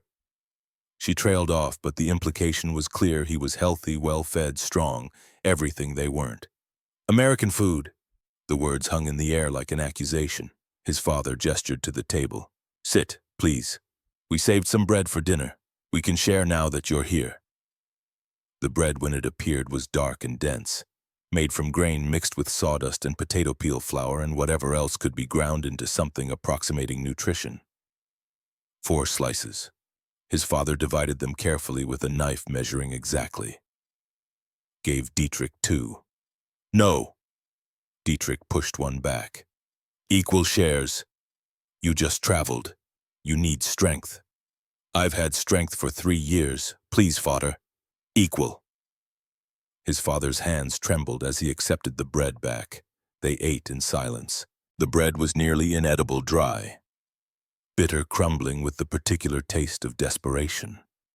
But Dietrich forced it down and tried desperately not to think about the roast beef sandwich he'd eaten on the repatriation ship 2 days ago.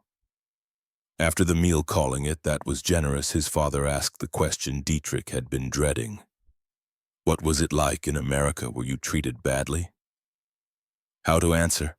How to explain that he'd been fed 3 meals daily, that he'd gained weight in captivity, that he'd had medical care and clean water and electricity and books and even recreation, that he'd lived better than German civilians, better than German soldiers, better than his own family.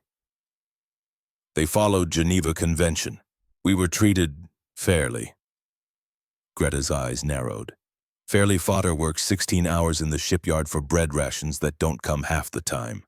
I spent 2 years loading anti-aircraft shells. My hands. She held them up, showing the scars that would never fully fade. Burned because we loaded too fast to keep the guns firing while British bombs fell on our heads. And you were treated fairly. I didn't choose to be captured, Greta. No, but you chose to surrender. The accusation cut deeper than she probably knew. Yes, he'd surrendered. Had thrown down his rifle after 72 hours of being shelled, after watching friends die, after realizing dying for a lost cause was stupider than living to possibly rebuild. The war was already over, Greta. We just hadn't admitted it yet. Surrendering in March 1943 or May 1945, the result was the same. I chose to survive. Easy to say now. Easy to say after 3 years of American abundance while we ate potato peels and hoped the next bomb didn't hit our building. Greta, enough. His father's voice carried an edge Dietrich remembered from childhood. He's home. That's what matters. We're together. We're alive. That's more than millions can say. But the damage was done. The resentment sat in the room like a fourth presence, invisible but undeniable. His family had suffered unimaginable hardship while he'd lived in relative comfort. No amount of explaining would change that basic inequity. No amount of survivor's guilt would balance the scales. That night, lying on a floor mattress in the one-room apartment, Dietrich stared at ceiling cracks that mapped out branching decisions. His father snored softly, the sound of exhaustion so deep that even sleep couldn't fully rest it. Greta's breathing was quick and shallow, the rhythm of someone who never fully relaxed, even unconscious. He pulled out Ethan's cross from his pocket, turned it over in darkness. Hartwell had said, "Go home, stay human, stay decent, so when the war ends you can rebuild instead of seeking revenge." But how did you rebuild when the guilt was crushing? When every breath felt like betrayal? When your family looked at you and saw someone who'd escaped suffering they'd endured? He didn't sleep that night, just counted the hours until dawn and wondered if returning home had been the right choice. October 1946, Lübeck shipyard. Work was brutal.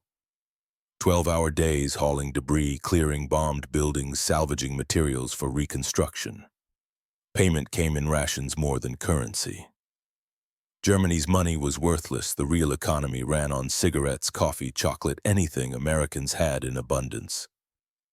Dietrich's hands, softened by 2 years of relative ease, blistered and bled the first week, until calluses formed again. But the physical pain was almost welcome penance for comfort, payment for survival. 2 weeks after his return, he found himself near the old Jewish quarter during a lunch break, or what had been the Jewish quarter. The synagogue site was particularly devastated, not from Allied bombs, but from German ones. Kristallnacht, November 9, 1938. The building had burned that night while 16-year-old Dietrich watched. Now it was just foundation stones and rubble. No one had bothered to clear it. No one came here. The site was avoided like it carried disease. Dietrich stood at the edge and remembered. November 9th, 1938. He'd been 16. Friends running toward sounds of breaking glass and shouting. The synagogue burning. Adults cheering. Police watching, doing nothing, tacitly approving. Had he cheered? The memory was fog and fire and the particular excitement of destruction sanctioned by authority. He'd been there.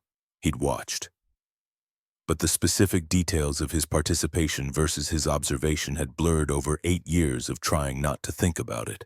Had he thrown stones, shouted, or just stood silent while others destroyed? Cowardice came in many forms. Action and inaction could both be sins. He knelt, picked up a piece of brick from the rubble, turned it over in his hands. Someone's holy place, reduced to fragments that children kicked playing in the ruins. "You were there." The voice came from behind him, old, accented with something Eastern, heavy with knowledge. Dietrich turned. An elderly man stood 10 feet away, 70 maybe older, though hardship-aged people beyond years. Thin, bent, but eyes, sharp eyes that had seen too much but refused to look away from truth. "I was there too," the man continued. "Herr Goldstein, I owned the watchmaker shop 2 blocks from here. Watched them burn my synagogue, watched neighbors I'd known for 40 years stand and cheer while centuries of history turned to ash." He stepped closer, studying Dietrich's face with the intensity of someone who remembered faces from that night and would never forget them. "You're young now, but I remember young faces from 1938. You were there. Wehrmacht uniform means you're back from the war. But you were there in the crowd, I remember." Dietrich couldn't lie, had no energy left for lies. "Yes, I was there. I was 16. I watched it burn." "Did you cheer?" "I don't remember clearly. I don't know. Maybe. Probably I was taught to, expected to. I was 16 and stupid and full of ideology that seemed true before reality proved it false. At 16, you're old enough to know better, old enough to choose." "I know." Dietrich met the old man's eyes. "I know that now. I've known it for years. I carry it every day. If I could go back and make different choices, I would. But I can't, so I just carry it." Goldstein was quiet for a long moment, looking at the rubble field that had once been his community's spiritual center. "Why are you here now, after all these years? Why come to this place?" "I don't know. I just needed to see it, to remember what I was part of, to face what I helped create through action or inaction. I'm not even sure which is worse." "And now that you've faced it, what will you do?" "I don't know." Goldstein picked up a brick himself, matching it to Dietrich's 2 men holding pieces of the same destruction. "You could walk away, most do. Pretend it never happened. Pretend they weren't complicit. Build new Germany on top of old crimes and never acknowledge what lies beneath. That's what most are doing. Or you could help me rebuild this." Goldstein gestured to the rubble field. "Not the synagogue. There's no congregation left. Most dead in camps. Some fled to America or Palestine. Some don't want to return to a city that burned their temple. But we could build a memorial, a garden, something that says this happened, we acknowledge it, we won't forget." Dietrich stared. "You want me, a German soldier who watched your synagogue burn, to help build a memorial to its destruction? I want someone who feels genuine guilt to do something constructive with that guilt. Guilt without action is just self-pity, just wallowing. But guilt that builds something. That's the beginning of redemption. Not forgiveness, I can't offer that, it's not mine to give, but redemption. Becoming better than you were. I don't deserve. Redemption isn't about deserving. It's about choosing to be better than you were. Are you better than the 16-year-old who stood here 8 years ago watching this burn?" Dietrich thought of Ethan's cross in his pocket, of Hartwell's scarred hands teaching him to unjam chainsaws, of Callum's Bible and quiet faith, of Brennan's lemonade, of 2 years slowly learning that the people he'd been taught to hate were more human than the ideology he'd been taught to worship. "I'm trying to be better." "Then help me clear this rubble." 1947-1950. The garden years. The work was slow. They could only work evenings and weekends when Dietrich wasn't at the shipyard. Goldstein was old and couldn't lift heavy stones. Dietrich was young but lacked skill in masonry and garden design. But they worked. First clearing, months of hauling rubble, sorting brick from stone from twisted metal, salvaging anything usable. creating piles that slowly became patterns, patterns that slowly became design. Other survivors watched from a distance, some with approval, some with disgust. A German helping a Jew, building a memorial to acknowledge destruction. It was controversial in a city trying desperately to forget its complicity, trying to pretend everyone had been victims of Hitler equally. One evening in early 1948, three young men appeared. Dietrich recognized the type immediately, former SS true believers who'd learned nothing from defeat, still looking for someone to blame and someone to hate. "Traitor," the leader spat, building monuments to them. After everything they did to Germany. Dietrich straightened. His body was different now. 4 years of American food and 2 years of hard labor had made him solid strong in ways he'd never been as a malnourished soldier. "I'm building a memorial to what we destroyed, what I helped destroy through my silence when I was 16. If that makes me a traitor to your ideology, so be it. I'm no longer loyal to ideology that led us to this." He gestured to the ruined city around them. "We could make you stop. You could try." Dietrich's voice was calm. "But then you'd have to explain to the British occupation authorities why you're disrupting reconstruction work, and I suspect they'd be very interested in your SS tattoos." The men left, but Dietrich knew they'd harbor resentment. Hatred outlived the regimes that fed it. They built anyway. 1948. The foundation was laid, stones arranged in patterns that suggested structure without recreating the synagogue. Goldstein insisted it couldn't look like replacement, only acknowledgement. "We don't rebuild what was destroyed. That would be presumptuous, claiming we could recreate what was lost. We mark where it stood and say this mattered, this was precious, we destroyed it, we remember." 1949, paths were established, gravel laid, benches installed from salvaged wood, young trees planted, oak from an acorn Dietrich had brought from Louisiana. Hartwell had given it to him in a final letter, ash linden. Species that would outlive them both. Other workers began to help, young Germans who felt the weight of history and wanted to do something constructive with their guilt. Old Jews who'd returned to find their community gone but needed somewhere to remember. The work became collaborative, dozens of hands instead of just 2. 1950. The garden was completed, simple, peaceful. Stone paths winding between planted areas, benches for reflection, and at the center a plaque. Here stood the Lübeck Synagogue, 1880 to 1938, destroyed by hate, remembered by those who choose memory over forgetting, built by Dietrich Vogler and Herr Goldstein, 1947-1950. Where flames consumed, let gardens grow. At the dedication ceremony, maybe 50 people attended. Some Jewish survivors, some German civilians willing to acknowledge what had happened, some former prisoners who'd returned from various camps and needed to see that acknowledgement was possible. Greta was there.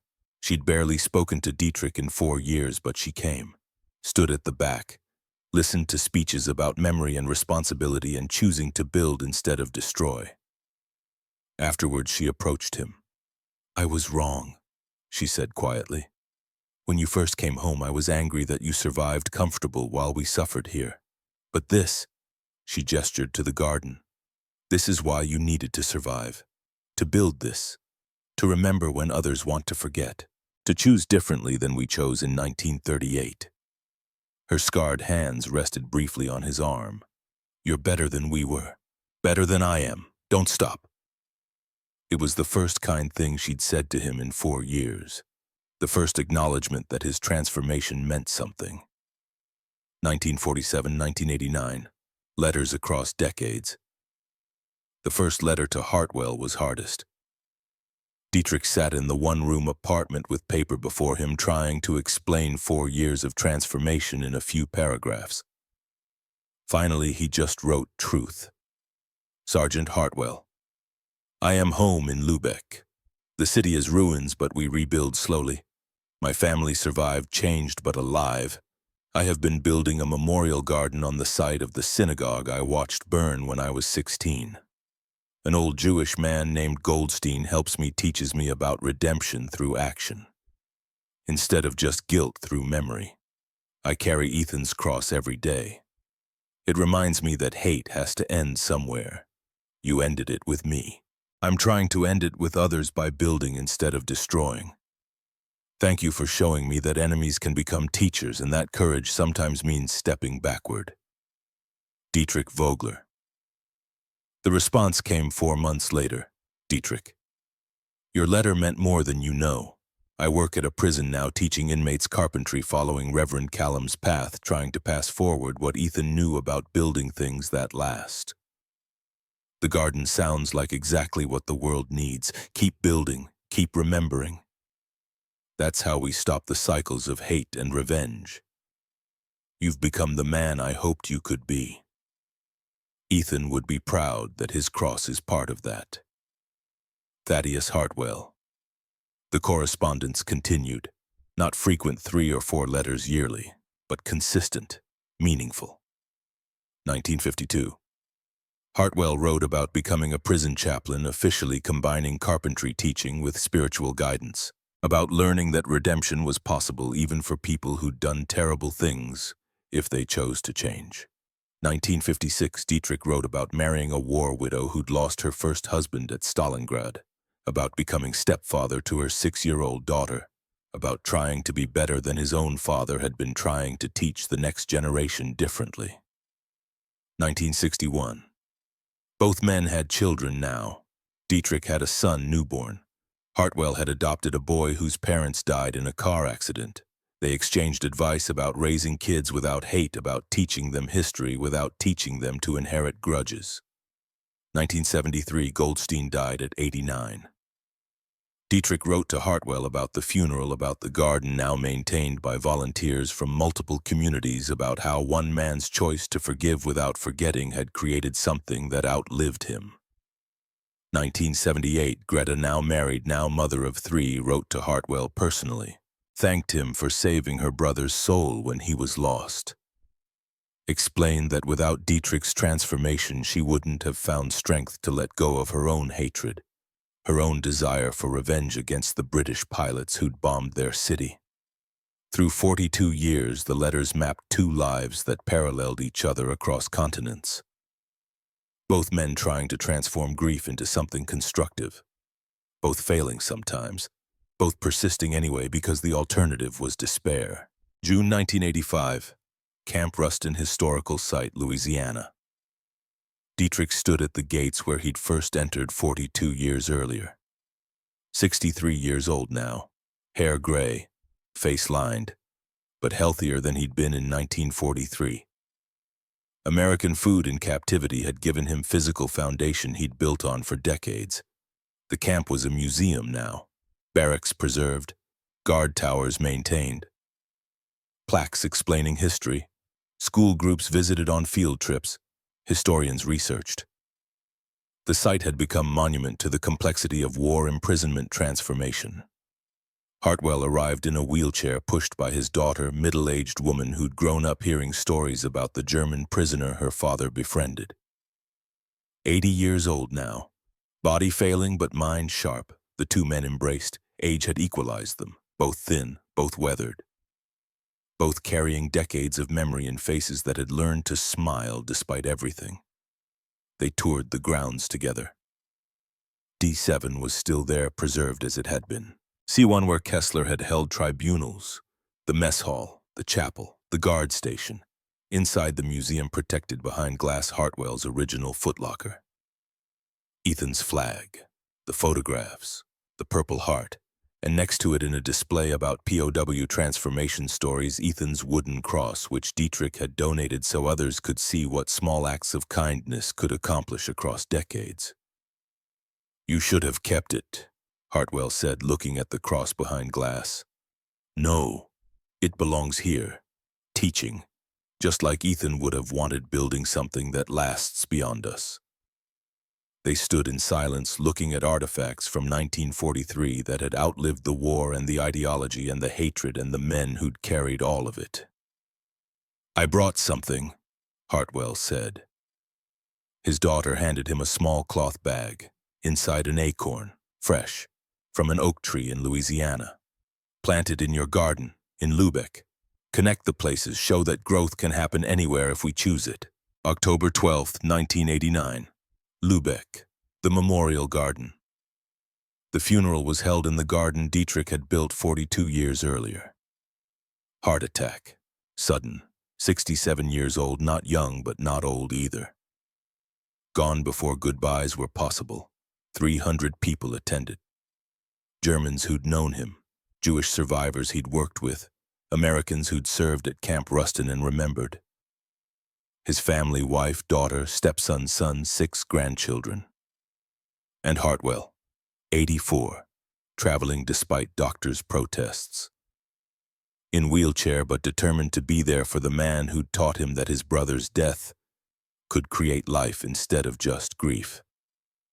Greta read Dietrich's final letter to Hartwell, written 2 days before the heart attack. Thaddeus, 46 years ago, I stood in a crowd of 200 prisoners ready to resist American authority.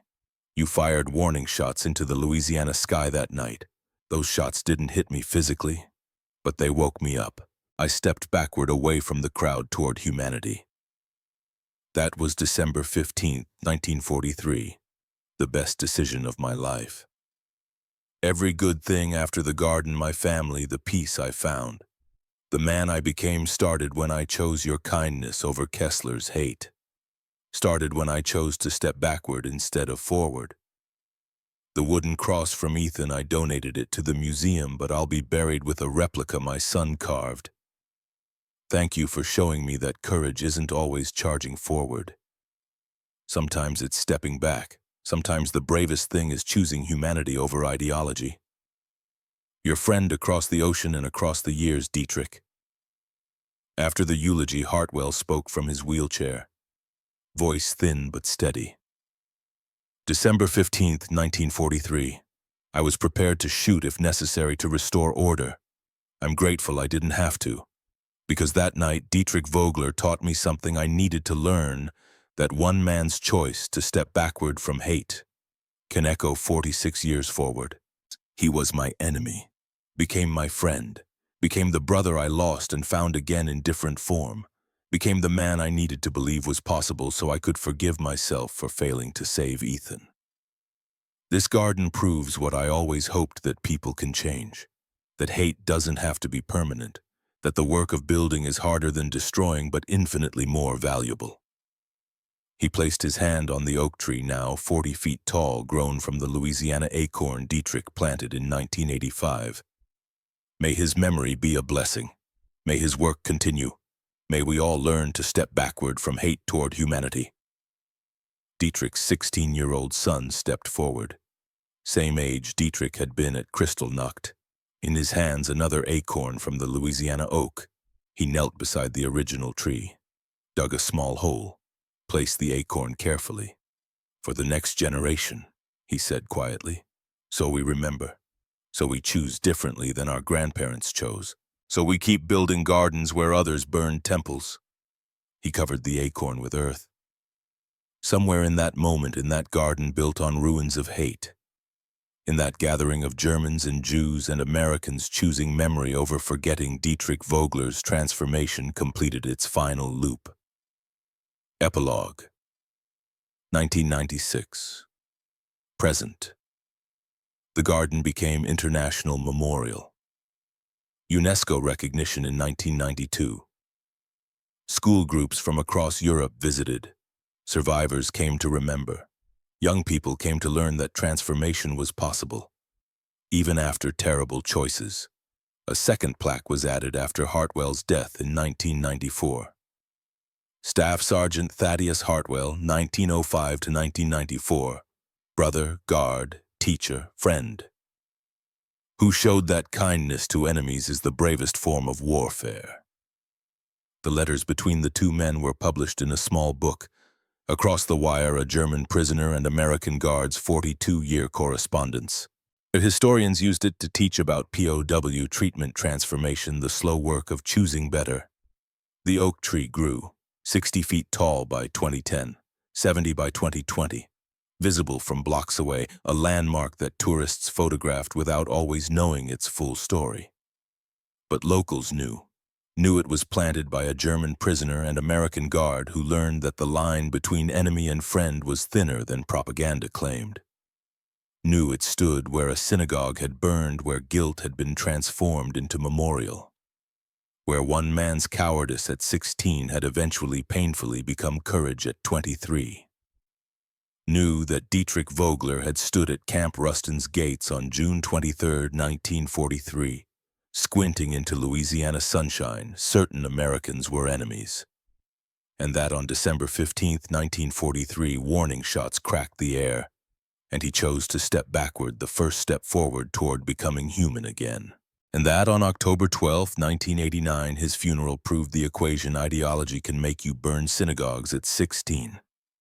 But one act of courage, one step backward at 23, can make you build gardens that outlive you by decades.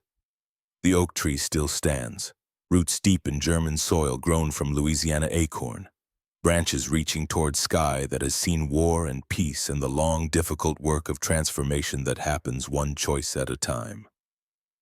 A living monument to truth, Camp Ruston's uprising lasted 15 minutes, but Dietrich Vogler's transformation lasted 46 years. Riots make headlines and history books, but quiet choices to resist hate, those change the world, one backward step at a time, one garden at a time, one generation learning from the last.